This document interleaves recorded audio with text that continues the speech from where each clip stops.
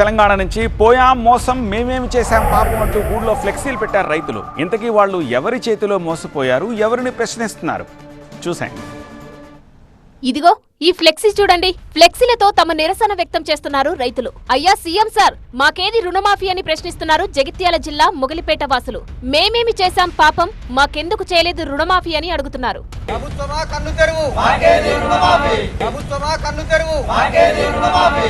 మొగలిపేటలో మొత్తం ఎంతమంది రైతులు ఉన్నారు, ఎంతమందికి రుణమాఫీ అయింది, ఎంతమందికి రుణమాఫీ కాలేదో ఫ్లెక్సీలు పెట్టి మరీ వివరిస్తున్నారు.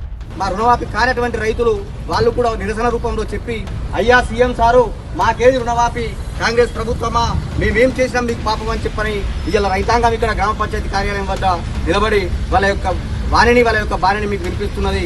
ఆ రుణమాఫీ కాని వాళ్ళ లిస్టును కూడా ఇక్కడ ప్రదర్శించబడుతుంది. కాబట్టి దయచేసి ప్రభుత్వంలో ఉన్నటువంటి నాయకులారా, మంత్రులారా ఆలోచన చేయండి. ఈ కొద్దిపాటి మంది రైతులను కూడా మీరు కళ్ళలో పెట్టుకొని కాపాడుకుంటారేమనేటువంటి ఒక ఆశతోటి వాళ్ళందరూ ఇక్కడికి వచ్చి వాళ్ళ యొక్క గోడును వెళ్లబోసుకుంటున్నారు. కాబట్టి మొగలిపేట గ్రామంలో 276 మందికి రుణమాఫీ కాలేదంటూ ఫ్లెక్సీలు పెట్టారు రైతులు. తమకు న్యాయం చేయాలంటున్నారు అన్నదాతలు.